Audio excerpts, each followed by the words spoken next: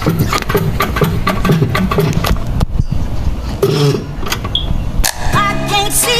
culture. I cut my way out podcast. Tune us in. We on the grind I put the clippers in my hand. I got a whole different plan.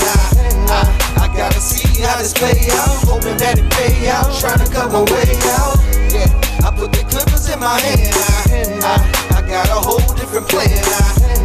I gotta see how this play out. Hoping that it pay out. Trying to cut my way out. I used to dream as a kid on the porch of the crib and make it big and one day endorse where I live. Bomb biggity bombs.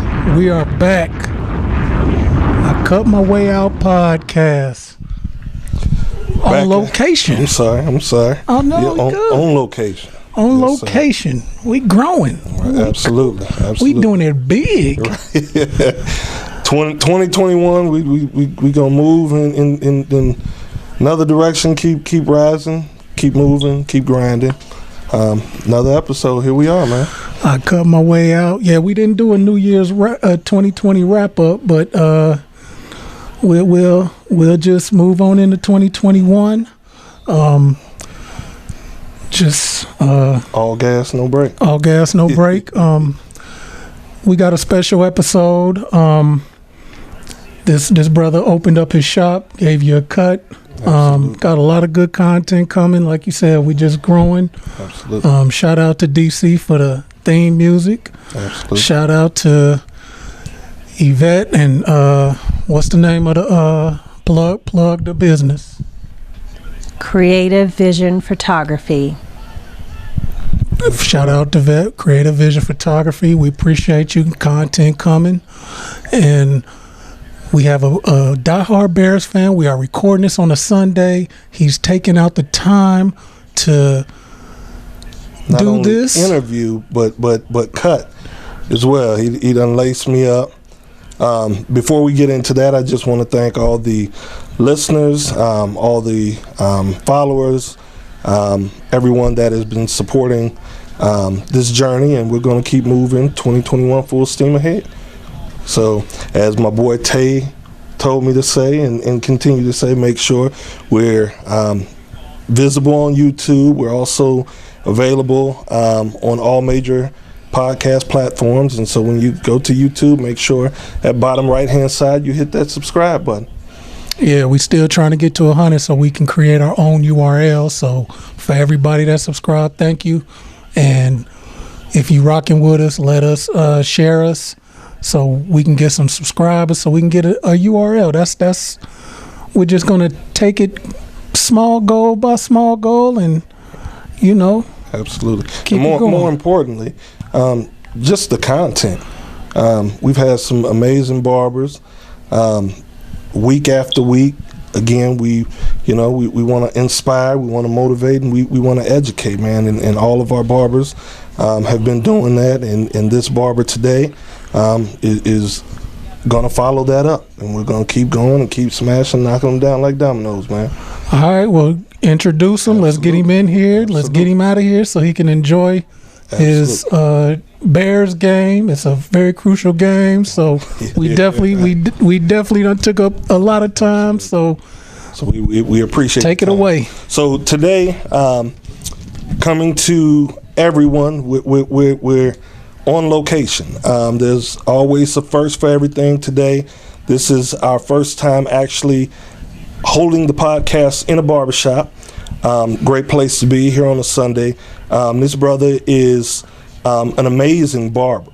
It's crazy kind of how I found out about him, both living in Illinois 45 minutes apart. From a mutual friend, I had a client who moved back to his hometown, Decatur, Illinois, and told me about this brother. He said, man, I'm moving back. I'm looking for a barber. Once he got here, he said, man, everybody in town told me about this brother named Mike, man. Said he's cold, man. He's the coldest barber in the town, man. Gosh, the brother is cold. From that point on, it's been maybe about almost 3 or 4 years, and he's consistently been coming to this brother. He's lacing the town of Decatur, Illinois, putting them on the map. And without further ado, we would like to introduce fellow barber Mike Young with Freestylzz Barbershop. here in Decatur, Illinois. Welcome. How y'all doing? I appreciate y'all coming. It's an honor to be the first at something. It's an honor to be the first for you guys to come on location here. And so I welcome you. I feel like, during the cut process that we've been knowing each other for years. Absolutely. Just by knowing somebody through somebody. Early on we named names about guys I went to high school with. So I just feel comfortable, and I look at you guys laid back. You guys looking comfortable in a comfortable way. It's home, and we networking, and I hope this a relationship that's gonna last, and that you guys continue to help me as well as I can help you. Absolutely. Help you guys get that URL so you can do bigger and better things. Absolutely. We greatly appreciate it, man. Man, just for the record, thank you very much for opening your doors. Thank you very much for appearing on the show. And we want to help you out just like you helping us out. So when this come out, we gon' blow everybody mentions up and just get your story, get your work out there and do our part. So just thank you. Thanks for lacing me with the cut.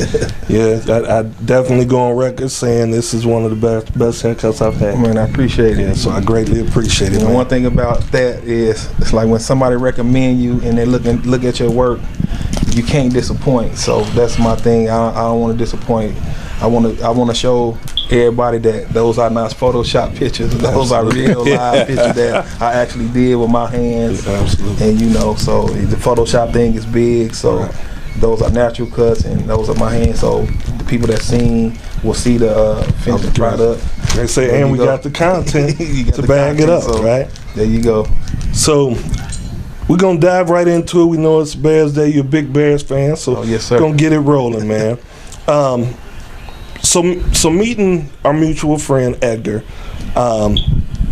he put me on to you, and I'm newer to Instagram. Once I start cutting full time, I picked up on Instagram as a way just to kind of continue to get more knowledge, just in the barber industry. Although I've been cutting for quite some time, I didn't know much about you. We were right down the road, 45 minutes apart, man. But once I followed your work. The work was superb, and also I noticed that you have a very solid following, not only just from fans, and but you have a solid following in the industry as well. Tell us a little bit about yourself, man, and how you became a barber, and how long you've been doing this. I've been in barbering pretty much my whole life. Okay. My father was a barber.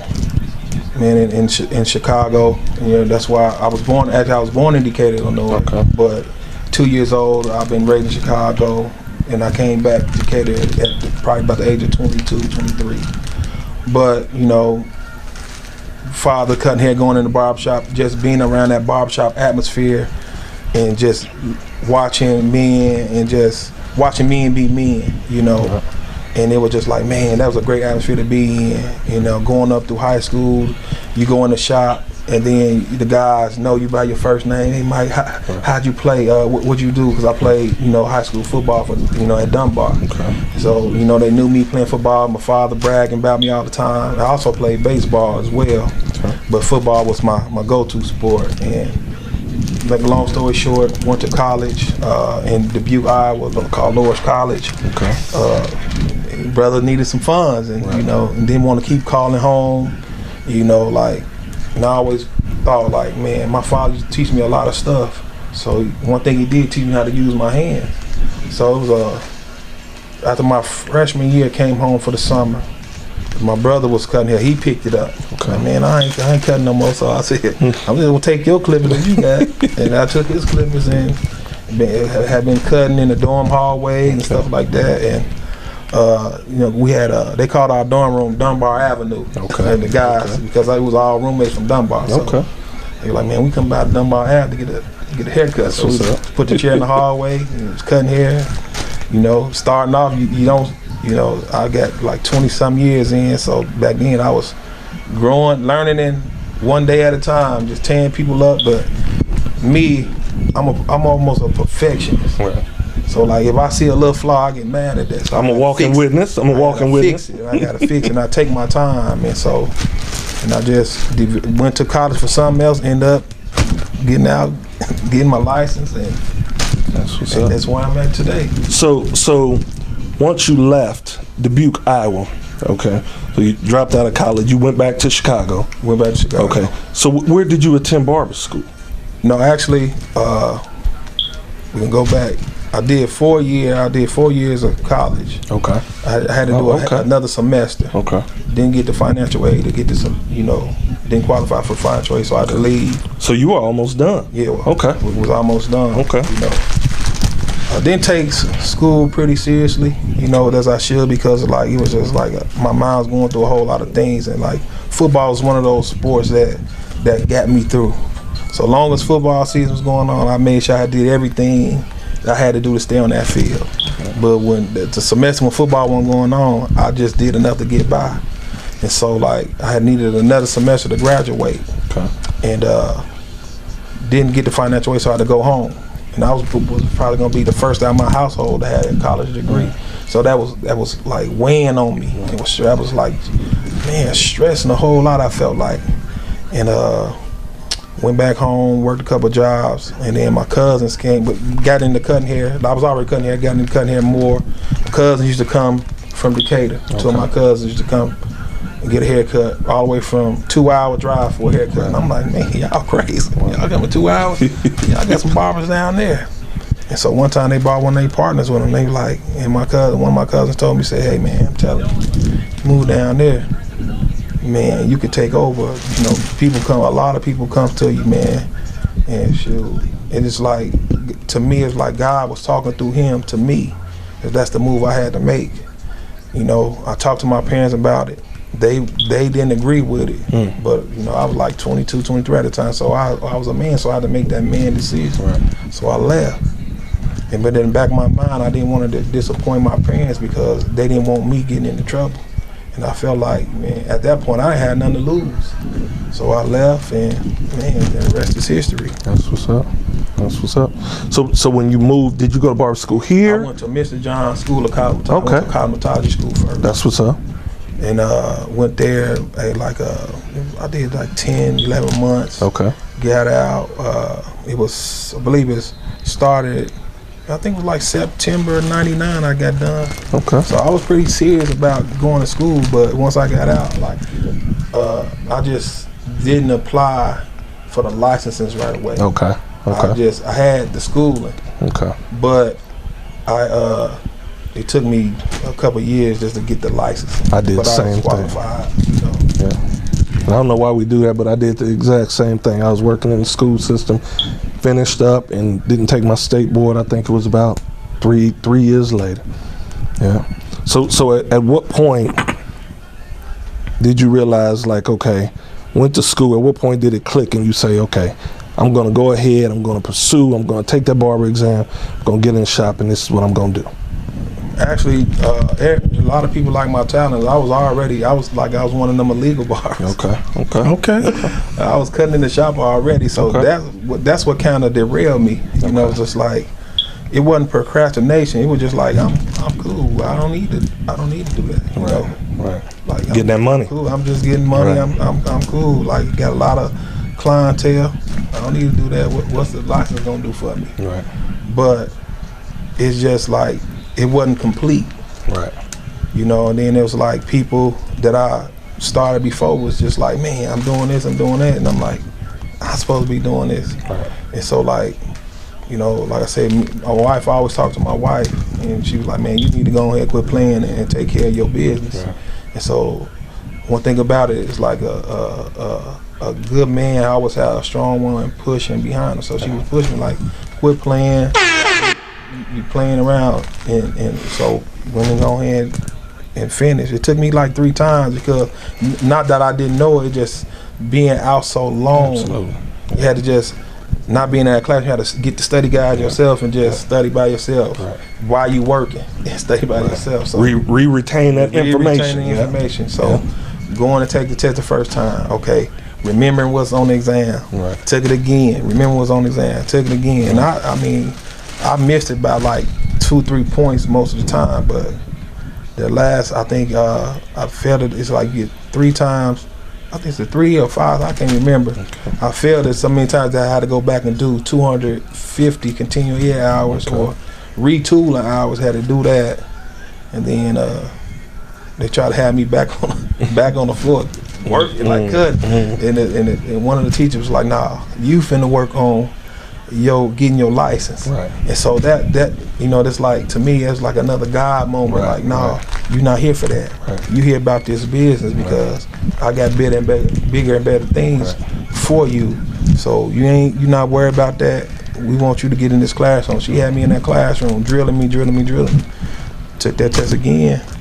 Passed. And I passed. And that was God's affirmation. So obviously the skill was there. You just need to complete that paperwork aspect. Yeah. That's what's up. That's what's up.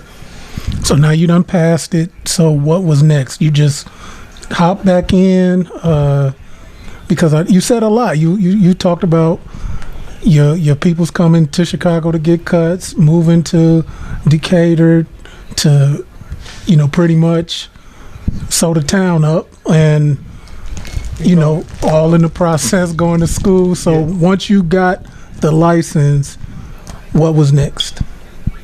Man, just trying to be the best I could be, because I always like, let's go back, because I finally graduated. I went to Milliken and got my degree. Okay. So I did finish that degree because I that failure. Because I still, in the back of my mind, I wanted to see my mother and father see me walk across that stage and get that degree. And so I did end up being the first out of my household to get that degree. And so I finished that. And so that was checked off my list. Then back further on down the line, it was that licensing, got that. And so now it was just about, okay, now let's establish your own name. You've been helping everybody else's business, pushing everybody else's business. Now it's time to push your own. And so that was the next mission.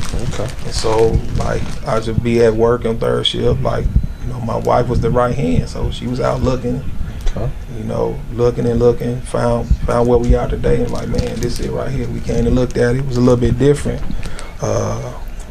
Next thing you know, we just went on ahead and inked it up, and wow, we did that. Wow. Your Bears have scored. Listen, I'm serious, but I'm peripheral. Right. Okay. Yeah, football teach you to look at the peripheral over here, and I'm watching him. So. Right. So, how many shops? So one of the biggest accomplishments, I think, for any person, barbers included, black, white, is ownership. And that's huge in our community. But before we even tie into that, because I can't even tell you how proud that makes me feel, because most communities you go into, black communities, we have a large number of barbershops all over the world, but very, very few owners when you really break down the number of barbers opposed to ownership. Before you and your wife actually made that move to ownership, how many barbershops did you cut in before that? I'm gonna say about 5 or 6. Okay. 5 or 6. Okay. And so what was that determining? What was that moment that said, man, look, I gotta have my own, and I don't just want to lease it. I gotta have my own. I thought back to my father, because he ended up leaving the barbershop that he was at. Okay. Then he went to another one, and it wasn't on the storefront level, on a higher level, so people had to look for it. Even though his name was in the window, you had to go through a building and go upstairs. So that's different.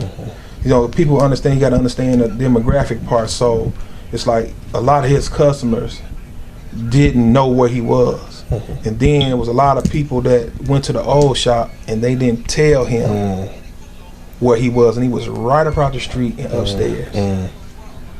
And so, like, for him to be around them people for a long time, I seen that hurt, and so like I kind of learned from his mistakes that he made, and say like I'm not gonna make those mistakes because I was already prepared for those mistakes. Okay. And so going into that, like I didn't want to be paying rent for somebody, and so if they sell the building, or if they not doing they right due diligence, or if they foreclose, you lose everything. Absolutely. You put into it. Absolutely.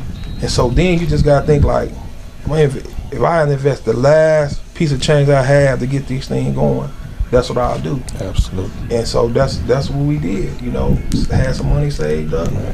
Was like kind of put it into it, and it would just made the payments. Wow. Made the payments, and then next thing you know, if that last one. That's beautiful, because we have conversations a lot, and that we have we all have conversations. I have conversations with all my people about this, right? Just again, ownership, right? Our longest standing barbershop in our community was owned for 50 years, close to 50 years. It was a black owned business, man, and you know, unfortunately some decisions were made, and you know, got taken from up under us, you know, and that was a staple, has always been a staple in our community. And you know, you hear a lot of barbers, man, I own my own business, I got a shop, and I think it's misleading. And I don't mean to knock anybody, but it's a big difference in owning a shop, saying I have a shop, and I'm leasing a shop, because like you said, they come in, they can foreclose, they can do whatever they want. All you have is the contents that you have that belong to you. Might be some mirrors, some chairs, some clippers, but where are you gonna set that up at? Yep. You know what I mean? So excuse my French, but you damn near got a mobile business. You know what I mean? So that ownership to me is everything. So Jinx, I don't want to hog it. We always get, because it just gets to flowing to me. Go. So I got two things back to back. One, just for you being a middle-aged black man, having kids, and not only kids, but just your customer base. You have a lot of young men, you know, a lot of athletes. We're in small towns where now violence is taking place. What does ownership mean to you? How important is it to you? I think to me is very, very important, because I'm not one of those statistics. They said that I was going to die at 18 or die at 25 or be in jail at this age, or not be at home raising my children, or be a single man trying to court everything and on the streets. You know, I was raised in a 2-parent home. Was I from the hood? Yes. Did I live in those type of neighborhoods? Yes. But I had a strong home, a strong mother and father that worked together, and a firm father that talked to me, told me how to be a man. He would tell me stuff like, when I leave here, like if I go to work, I don't care where I'm at, you the man of the house. So that sat with me, you know, and I felt like I was a kid, but I started thinking about, I was just thinking about, like, he got me thinking about some stuff at an early age. But those are things that drove me and pushed me into trying to do the right thing. You know, I had 2 younger brothers, and so like my father told me different things than he told them. It's like he tell me stuff that I tell them. So I want my brothers, I want to present somebody that they can look up to as a bigger brother. So if they needed anything and needed any advice, they can come to me, and I just wouldn't be a hypocrite. And that's the same thing in a barbershop. Like people come in talking, you know, they feel a certain kind of way, and then they look up to you. Like I was talking to a guy probably about 2 weeks ago when he got a cut. He's like, man, I've been watching you do what you do for a long time, and that's like, man, I'm saying I've been watching you do what you do, because it was a time when he was a teenager, he was getting in trouble, went to jail, and then now he's a man going to school, getting his associate's degree. And I was like, man, look, I'm proud of what you doing, because I seen the path that you was on, but now you changed your life, and I was a witness to that. You know, and from this chair, I didn't cut no corners. You wrong. I'll tell them, you wrong. You need to fix it. You need to do this, man. You're going to get yourself in trouble. And working in a prison is the one thing, when you go in, you see a lot of people look like you, man. And it's like, man, I was one mistake away from being on the other side. One mistake away from being on the other side. And so that's like, you can't take nothing for granted. That would be my advice to anybody. Don't take anything. Thank you. Don't take anything for granted, because as we can see with all the violence going on, like you alluded to, a lot of things going on. You can be here today and gone tomorrow just like that, and we see it on the news all the time. And it's like, it could be somebody, and it's for a barber. Somebody could be sitting in your shop or in your chair like 2 days ago, and then that could be the person they found dead somewhere, and that hurt. And them people don't understand, as a barber, that hurt you. You know, because you build relationship with the people. You know, it's like, man, the barbershop is like a radio station. You interview people, they interview you, they talk about family, you talk about every issue it is in the barbershop. That's what you talk about. And it's like, and I just wanted to be an example to kids. You know, it was one time kids came in, like, man, we come in here, we gonna see how y'all dress, because y'all be some of the sharpest dressed dudes that's around. So, and I just wanted that good vibe and that good mentorship and that good example. Say, like, you don't have to do it that way. You can do it this way.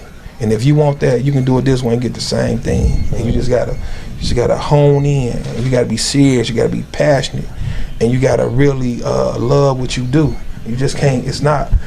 People say, I hustle. I don't hustle this. This is what I do. This is me. I was brought up into it. It felt like I was born into it. It's like, once I learned it, it was like it was meant for me to do.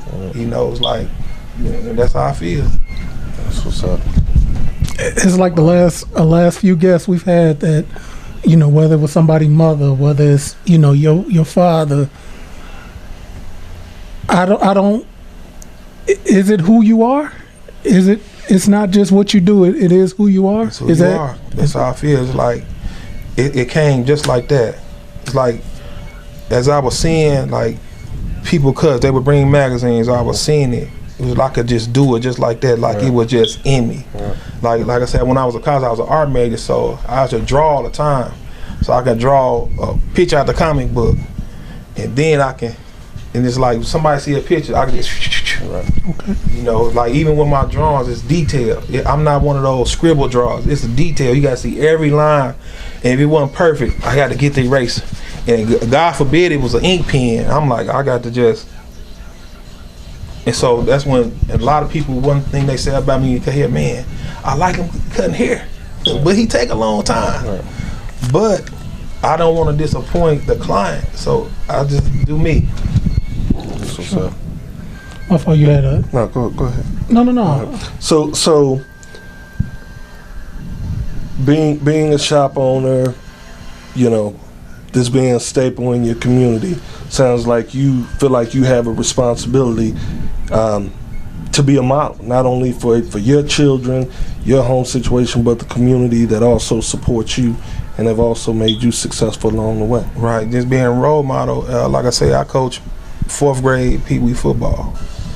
And you just can't live any kind of way and then go give these football speeches to kids like, this how you be a champ and this how you do it. But I got 2 different lives. What I tell them, my life have to line up with what I tell them. Then I have a son that's on that team that see me every day at home. That's when I'm, you know, like, just saying, like, you different when you're around certain people. When you're around your friends, you like, yeah, you happy. When you go home, you just making them feel terrible, making your wife feel terrible. No, who you see me, that's me every day. That's me. I am who I am. You know, I like to make people laugh. I like to laugh, you know. I'm not real argumentative. Sometimes when they get too heavy into the arguing sports, I shut down and I'm just focused. I just don't do that. You know, it's just not that, you know, it's not that important for us to be arguing over 2 men we don't know, they don't know us, and just to be like, man. And then, matter of fact, I'm 40-something. This guy is young enough to be my son, and we arguing over who the best in the world. It's not that serious to me. It's not that serious. And what I would say to, like, getting back to being shop ownership, whether you are owner or you leasing, don't do it because you see somebody else do it, because you don't understand the hard work it entails to get it, put it together and maintain it. That's hard work. Absolutely. I was just going to ask that question. I mean, just as far as, you know, I got to ask questions whether you want to delve personal or stay on the surface, but as far as just getting a commercial business, because a lot of barbers, for years, they accept cash. They, you know, it's easy to kind of take that cash that they made, especially if they had a good day on a Saturday, and, you know, ball out in the clubs or go shopping. But you have to show, in order to get a shop maintained, like, you have to show a paper trail.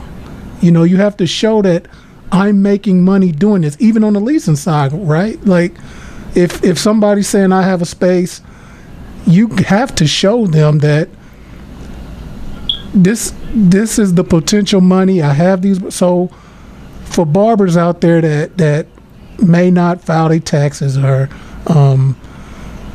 show that paper trail, show that they making money, how do you mentor or just give other barbers the game as far as, look, man, we can maneuver, but we still have to show that we making money? I was young once, and I did all those things you said. I did. Like, man, this more money I ever seen in my hand at one time. So like when I came to Decatur, I think I had like $40 to my name. My cousin, my sister cousin, I call her name Diane. She put me up. She let me do whatever, and I was just like shoes and clothes and this and I wish I would have just been saving the money then. But like I said, I'm 22, 23 years old, so I'm just like, shoot, I'm partying, kicking it, doing whatever. But when you focus and you honing in, you got to make sure you like, you have to put something away, because without that paper trail, you can't have nothing. Without credit, you can't have anything. You know, but the good thing about it, I always had another job that showed that paper trail. You know, because like, you can't file nothing when you're not licensed for real. Right. So you have to be licensed to file? Absolutely. You have to be licensed. So Absolutely. Okay, well then that explains everything. So then why it's important to be licensed? We can't even have an argument no more. I can't file nothing if I'm not licensed. Absolutely. And so like, you just so because you have another employment, you could probably get this building based on income somewhere else. But as far as like really, let's just say a barber, how many barbers you have in here? Just it was full sled at one point in time. Now with like COVID, people, it just went a different way, so it just me and another barber. Okay, so even when it's full, it's kind of like, so that's what I'm saying. You can't even file tax. You can't get the stimulus package. I mean, you probably can, but I'm just saying generally you can't even get a stimulus package unless you have a job. Yeah. You got to show some income. You're not getting no stimulus. If you're a barber and don't have license, don't file taxes, you ain't getting no stimulus check. You got to put something in to get something out. How important is that? I'm not a barber. I say that every episode, and I'm gonna keep saying it. But it's still good info to get out there how important it is. I'm just say if this COVID situation never happened, we wouldn't be getting stimulus package. So with that being said, is you always have to put your nest egg away for a rainy day. Whether I don't care whatever job you're doing. Like, we have jobs that set up, just like you work a job in education. You have jobs that set up, you have retirement. Right. You put money, you know, it's the money they take out your check and put in your retirement. So you have to have that same thought process. So say if you a barber, you averaging $1,000, $1,200 a week. Okay, you can put some money away. Just say if you put $200 of that away a week. You know, $200 a week for your whole career. Right. when you look at it said and done, like you got some money stored up that you saved at $200 a week, and you could, $1,200 a week,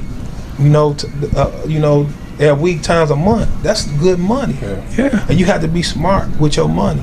Just because you have the money don't mean that I'm gonna buy every shoe out there. I'm gonna buy everything. My thing is now is you have to learn how to buy. When you in a business like barbering, you have to learn how to spend in necessity, in your needs.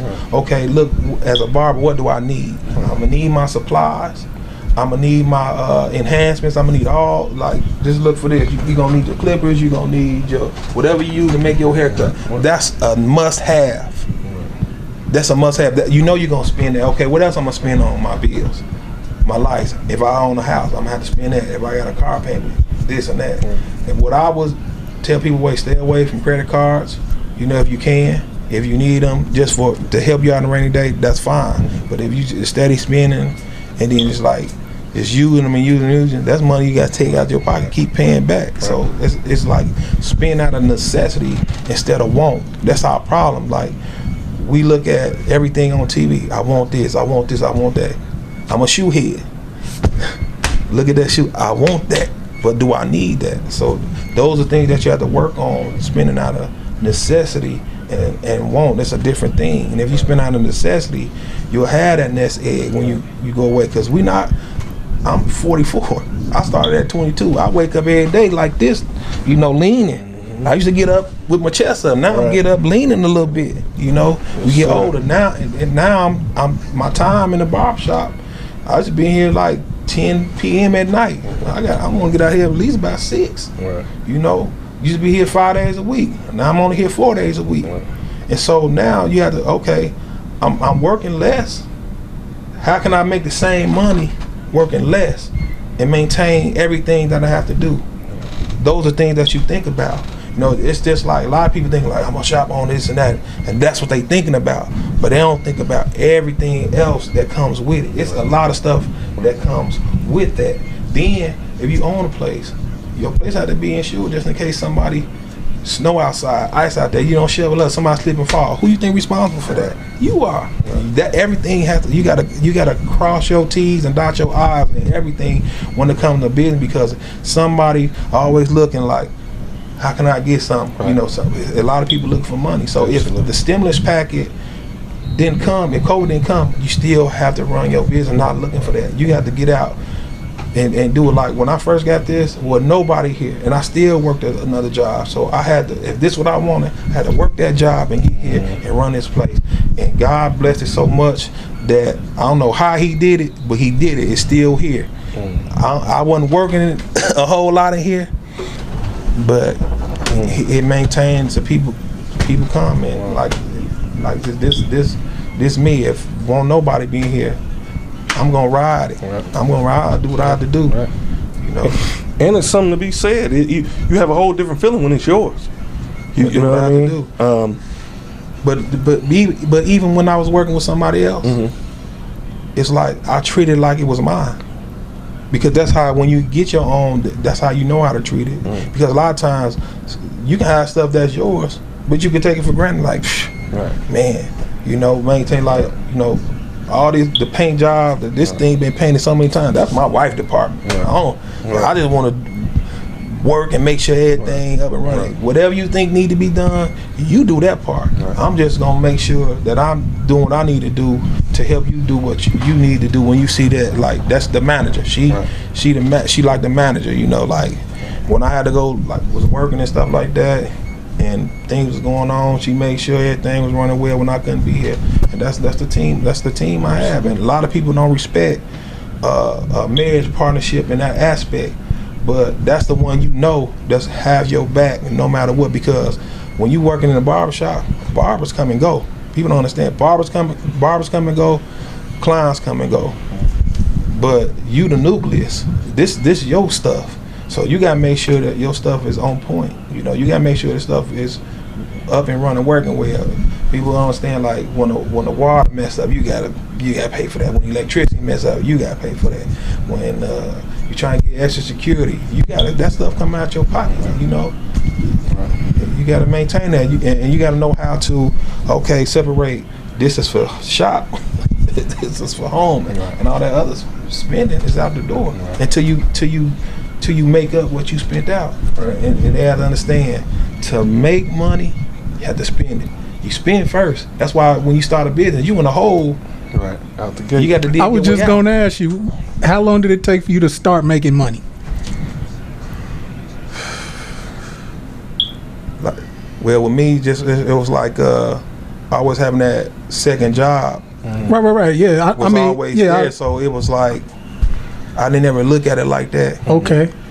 Because it was just like, but seeing the benefit, it probably took about, I'm gonna say anywhere from 3 to 5 years. Okay, that's about average, right? 3 to 5 years, about average. To really but start seeing. You had to be focused and you had to be working. You just can't say, well, I got a business and then this and that. 3 to 5 years, because at one point in time, I was the only one in here. So everything, when you're the only one in here, everything you just keeping it afloat. You just everything you make is going back into it. So you just tread water. You know. Could you have done it without your other job? Oh yes, failure is not an option. Absolutely. Failure is not an option. Absolutely. So I got some effects going on over here. So for me, someone who's in the industry, I'm curious to know, what was the process for you to just the whole ownership process for a commercial property? Not just wanting to just say just to have your name. But I mean from an actual paperwork going, if you went to a bank, like just with starting your own shop, buying the it was all out of pocket. Wasn't no bank. No bank. Money they saved up. And just dealing with the person that owned it, just dealt with them. There wasn't no bank involved. That was the blessing part about it. So you paid. I do. So you paid. So you pretty much just cashed out up front and. No, it wasn't. It was just put a certain money down and on contract type. Okay. And finish it off. That's what's up. Okay. That's what's up. Yeah, I'm the type. I mean, and he know it. Either you willing to give it up or you ain't, but we gonna ask. I understand, but like I'm in it to help somebody else. For sure. That's in the same boat that I was in, And like I said, I always had my partner, which was my wife, was there right beside me, making sure everything else was taken care of, and I was taking care of what I needed to take care of. Yeah. So, being a middle-aged barber, being in the game for 20, 25 years plus, like you said, it's kind of almost a young man's game in terms of, like you said, you used to get up with your chest out. Now you get over touching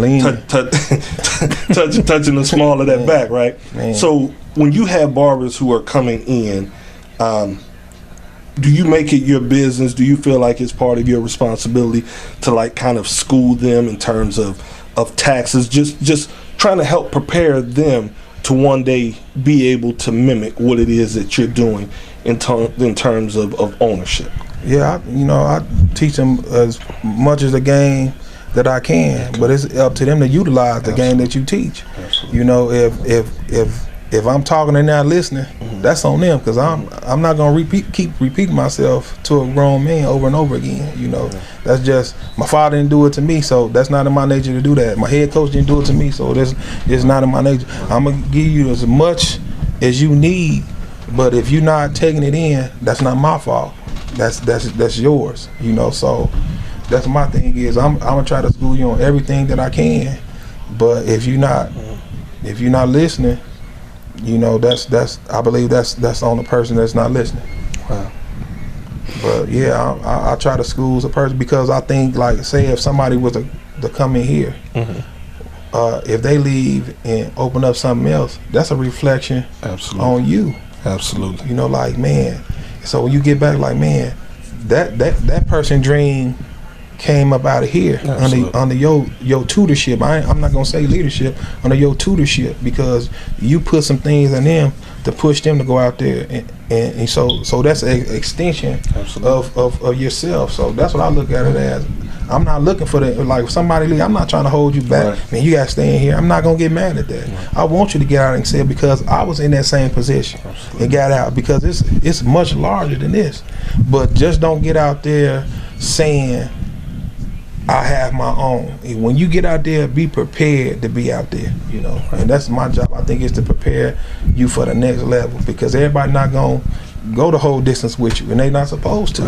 And that's what's up, because a lot of barbers take it personal, man. When some people transition and want to do their own thing, a lot of barbers take it personal, and that, like you said, it's about growth. Because hopefully, at some point in time, everybody wants to own, you know, their own spot. And you said it's like a lot like a coaching tree. Like you think of coaches at the D1 level, whether it be football or basketball, they have a coaching tree, and those coaches who have, you know, have this large coaching tree, it's a tribute to their leadership and what it is that they do. And I think the black community had to understand that. You know, every other culture does that, but it seems like in our culture we have a problem with that. When somebody else move on or try to do better for themselves, we try to get on their back and pull them down because they don't supposed to do that. Yes, they supposed to do that. Right. Yes, they want to be their own man or want to be their own woman. This is like you being a parent at home, want your child to stay home when they 30 and 40 years old. No, we want them to excel. It's our job as a parent to give them everything they need and tell them every truth that we can out there so they can succeed in the world.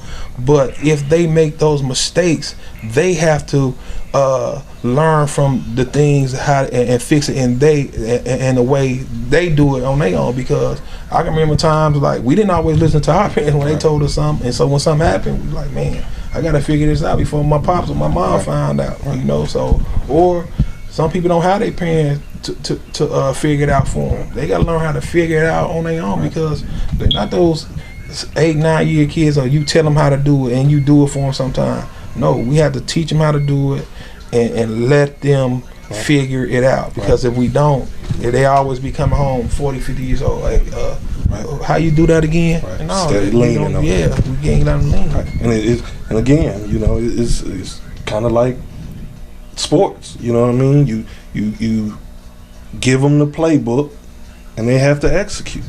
Yeah, you know, I mean, that's the responsibility. It's a lot of times people in the industry, in the game, they'll inbox you, call you, and you know, like somebody inbox me. Sometimes I'll give my personal number. Like, man, if you got any questions anytime, just give me a call. I'll explain to you how you do it. You know, and that's the thing. Like, man, it's a person like that you never met. It's the one thing about the world, the World Wide Web. People that you never meet. And they come to you like, man, look at your picture, like how you do this, what you use to do this, how you do that, and you network like that. And, man, that's the great thing about it. A lot of people that's inboxing. I ask questions.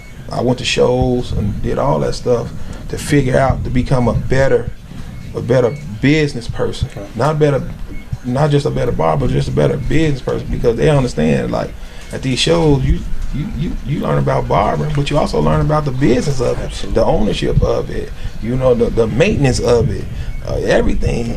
You know, it's not just you learn the whole shebang. You just don't own. Now, if you want to go to learn just the individual thing you want to work on, you may be just a barber working in the shop, and that's what you're going for. But it's just whatever level you are, that's what you're going to learn. You know, and I feel like I don't care how long I've been in, you know, since 95, 25 years in the game, still a lot to learn. So I'm always looking, always trying to get the next edge, you know, trying to figure out the game, because the game changes. Right. And you have to be able to change with it.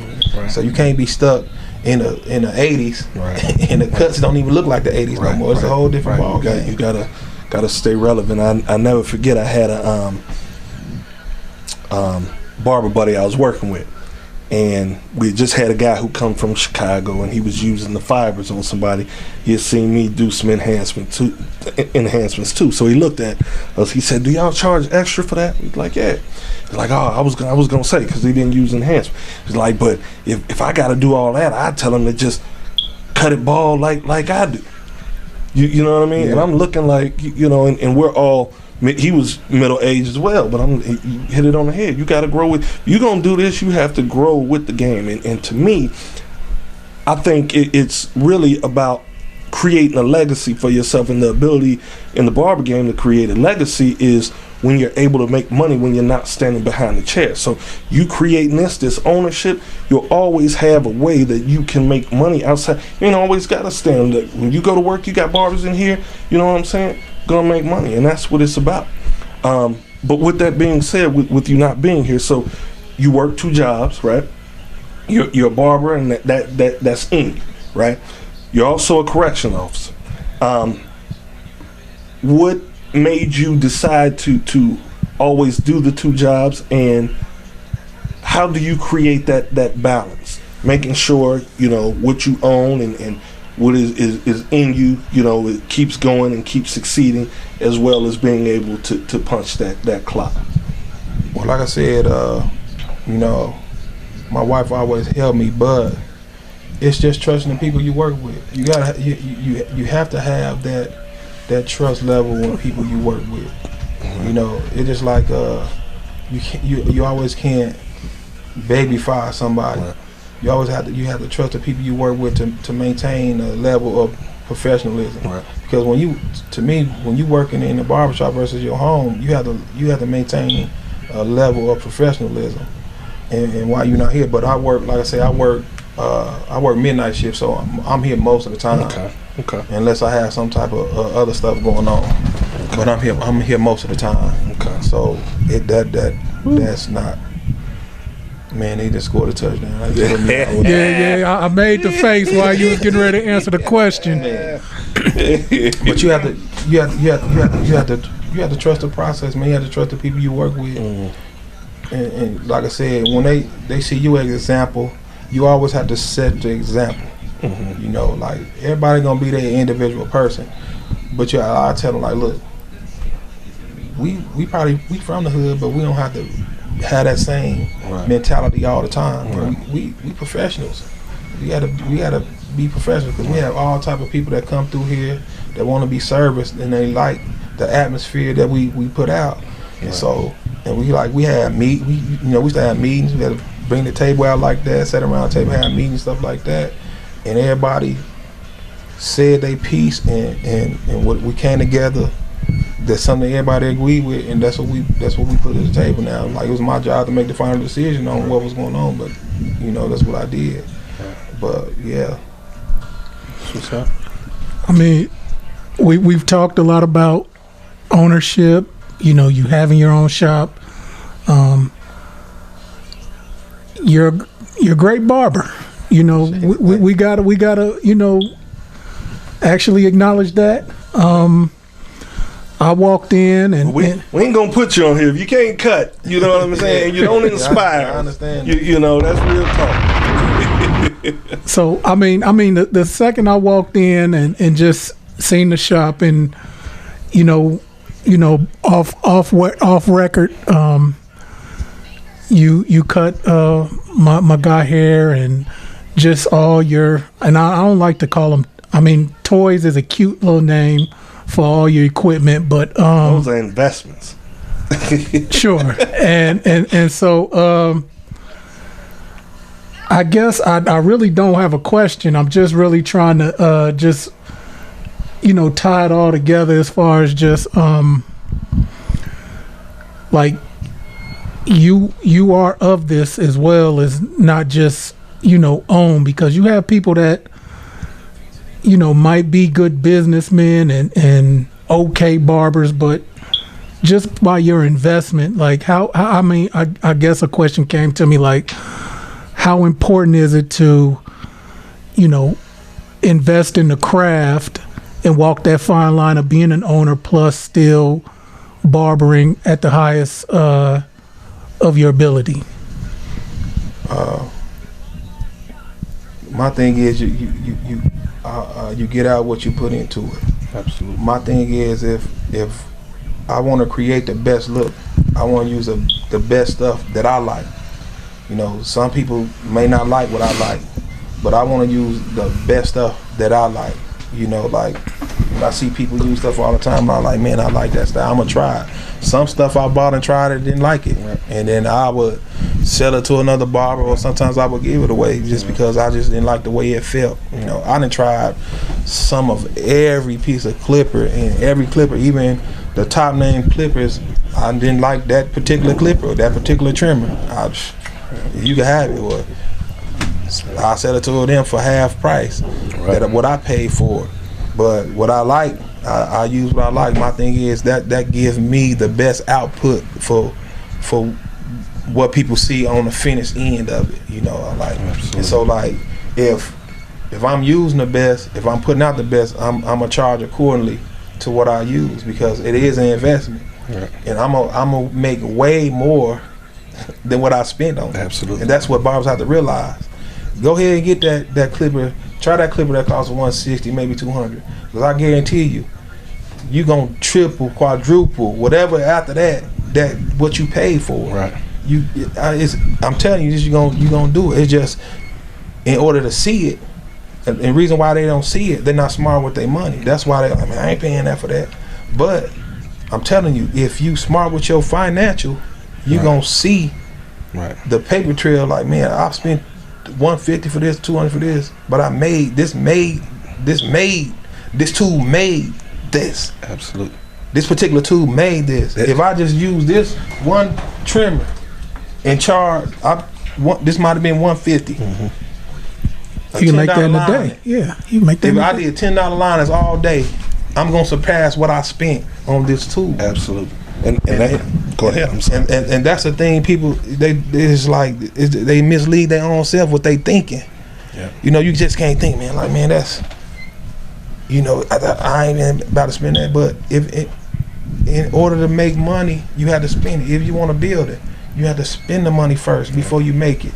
If you want anything that you trying to help yourself make money, you have to spend the money to get whatever product you're trying to use to make it. And that's it.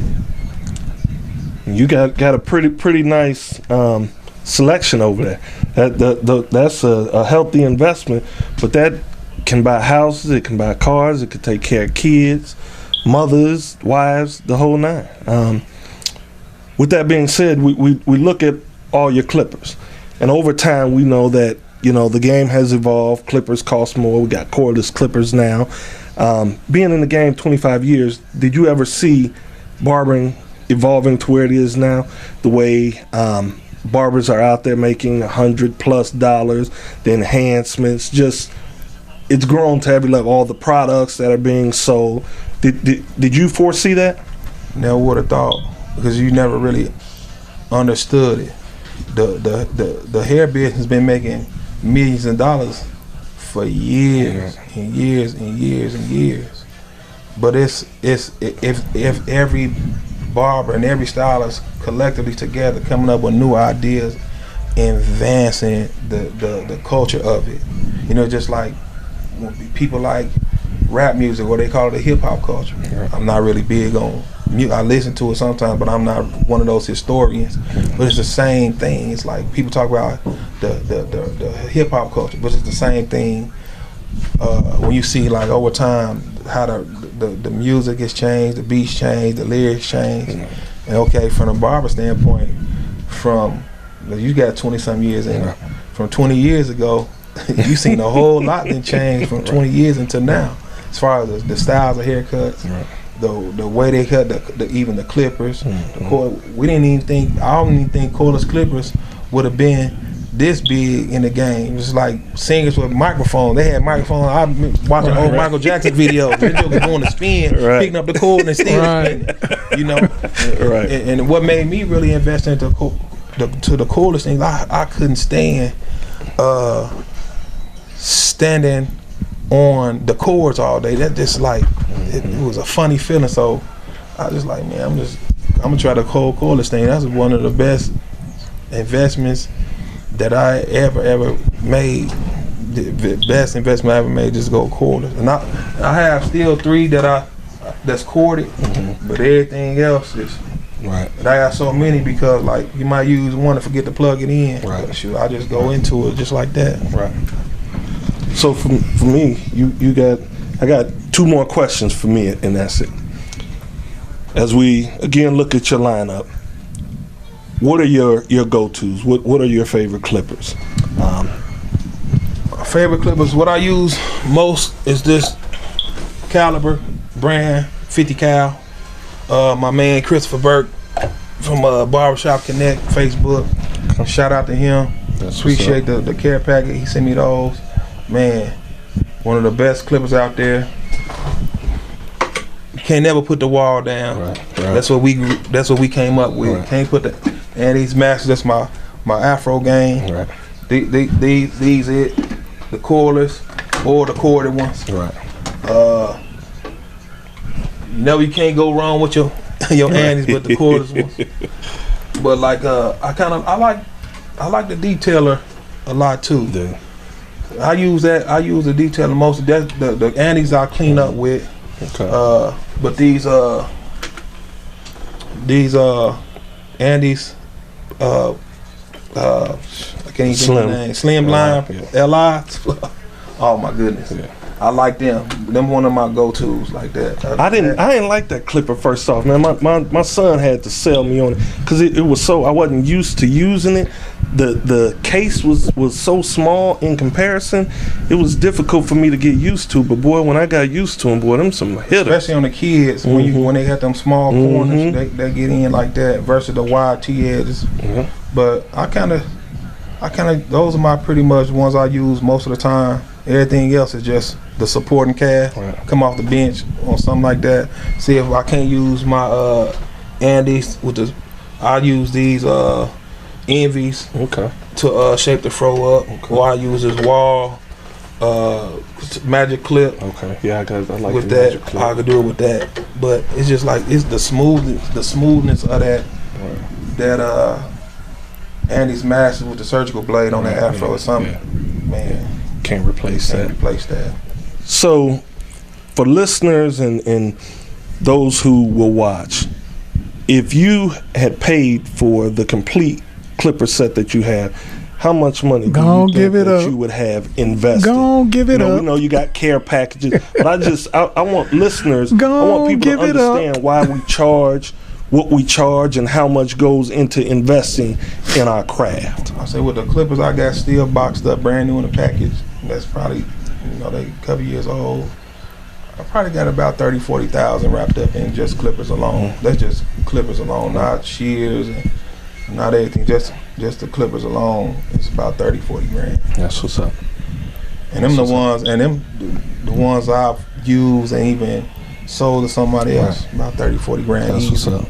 So you got some clippers boxed up like Jordans, huh? Yeah, easy. That's what's up. But I tell people like, man, buy what you gonna use. It's gonna pay dividends. Absolutely. So for me, my last question, Jinx, is on you. Yeah, I got a few fun questions, and then we'll get you up out of here. At halftime, you'll be able to watch the second half. So you'll be good. I'm good. My very last question for you, man. And just salute to you and everything you're doing, man. Extremely skilled, man. You're inspiring because this is what I want. This is my goal. You know what I mean? What does being a barber mean to you? Man, being a barber mean to me is following after my father's footsteps. Is just making him proud, man. To extend the things that he put in me, to show him that his son was listening to everything he was telling them. That's what's up. Make you proud to invest in somebody's life, whether it's monetary or just speaking to them, out of your mouth, and just being just a mentorship to anybody that needs your help at that particular time, and just like being at this place that God allowed to be here for this length of time, 11 years, and being stable in this community, being helped, not trying to put out this what we doing, just making people feel good, and just being a barber, man. getting people in the house, lacing people up when they get that mirror, putting that smile on their face, man. Nothing better than that when they get out the chair, hold that mirror, and you seeing them pearly whites. And especially when you little kids see it, they looking and they hit you with that smile. That's what it mean to me. That's what's up. You know? That's what's up. That's what's up. Let me.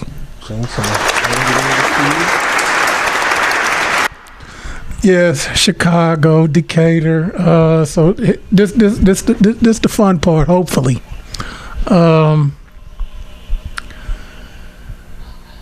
Dunbar. That's what 35th and King. Yeah, 30th. 30th and King. I'm sorry. And you said off wax. The shop, your father's shop was in Hyde Park. Yeah. So eating spots when you go home, where you gotta go? Mama's kitchen. Oh, I mean, I ain't been there, you know. I don't, you know. Right. That's sure. I'm going to the kitchen. Right. That's what I do. I don't really be craving nothing. You know, Mom used to cook some everything when I go home. Okay. You know, so.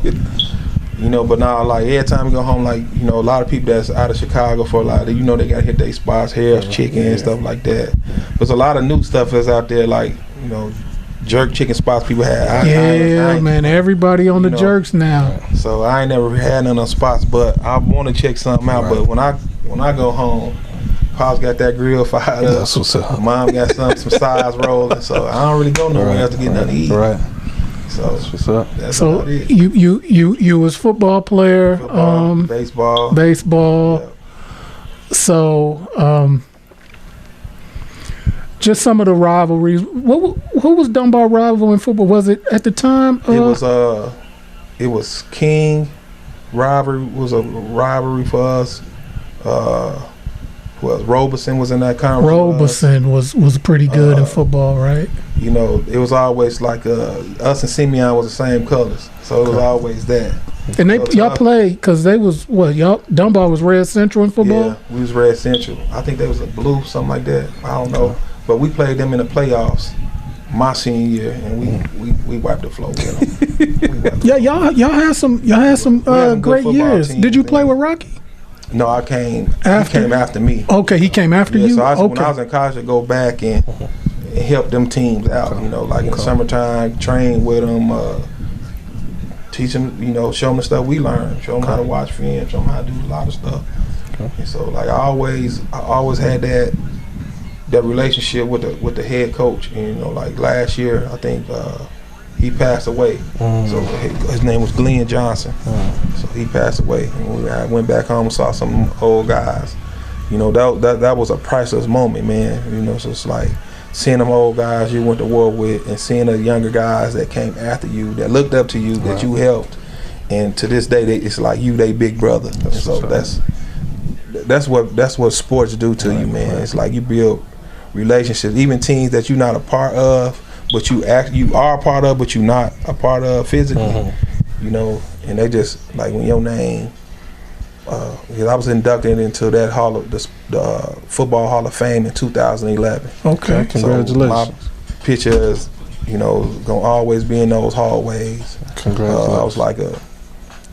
I started varsity my sophomore year. I was all city, all area, stuff like that. I was recruited by some good schools, but I would have went in probably as like a 3-star, and I had to wait probably 2 years to start. So I ended up going to a Division III school in Dubuque, Iowa, which I started all 4 years. So like two-time first team all conference, was the first sophomore, the only sophomore to be on the first team all conference as a sophomore after my freshman year. Went into that junior season as a preseason All-American. So I had a good career, good college career. You know, went to a combine, went to a arena team workout, played semi-pro in Decatur. But sometimes the way I feel when I get up in the morning now, I wish I would have never played football. Man, I tell you, I promise you that. I feel better. I feel better watching it than playing it. I tell you, I wouldn't. If I had a chance to do it again, I'd probably say I would. But I might dial it down. I might dial it down a little bit because it hurt getting up in the morning these days. You ever make it back to the picnics that they be having? I haven't made to the picnic yet. It's my wife's family reunion always that weekend. You know, I mean, because I got some associates that went, so I know about the picnics. I heard they legendary. Yeah, they legendary. I've been seeing them. I'm gonna make it to one. This was a year I was supposed to get down there and go because they family reunion was a week before, and I was gonna go, and it was like COVID hit, so it was. Right.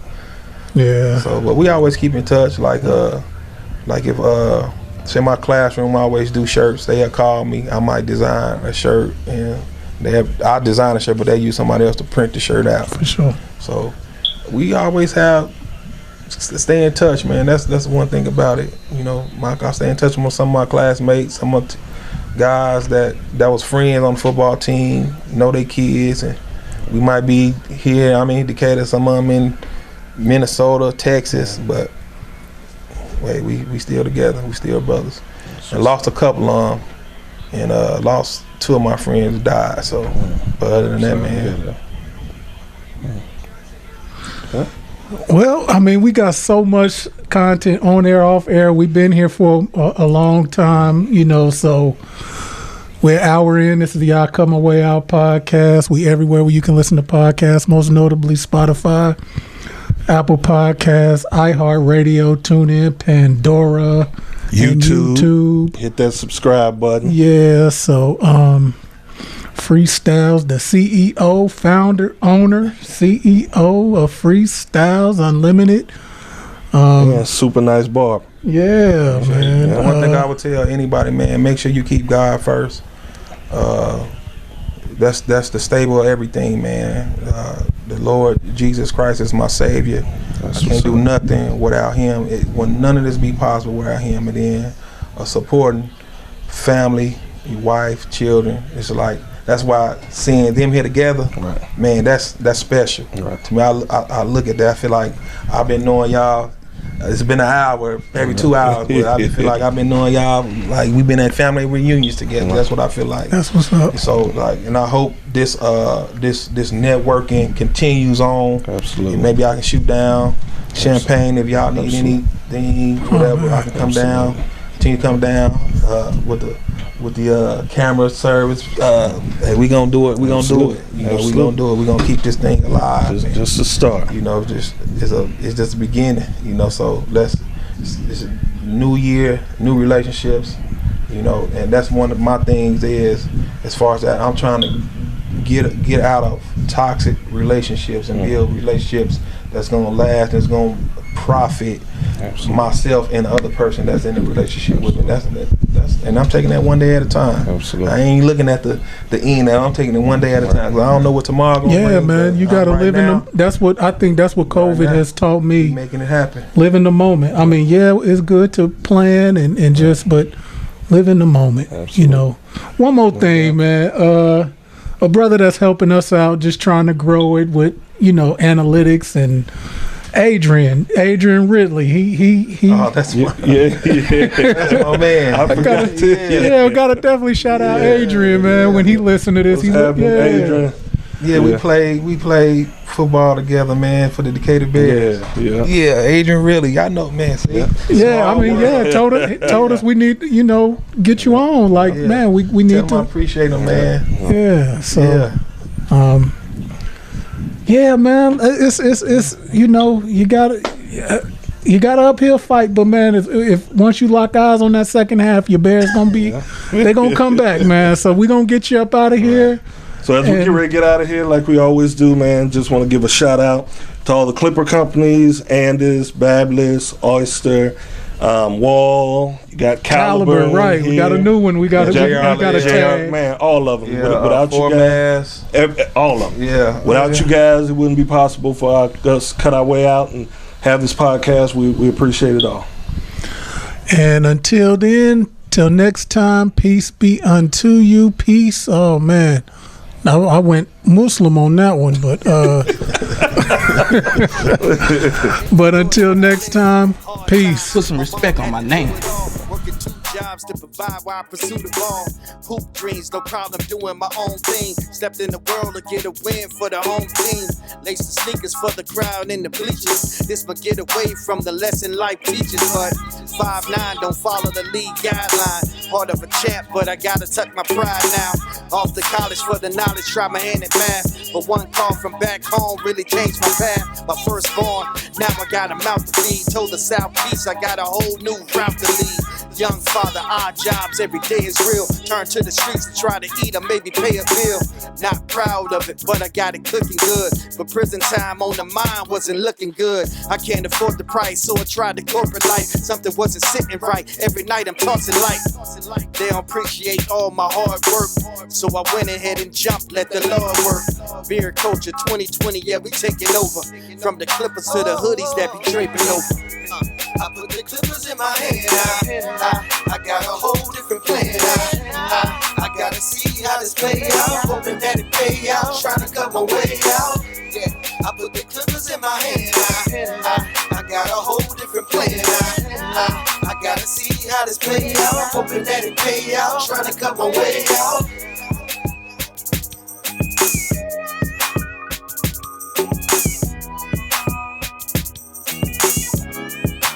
Trying to cut my way out.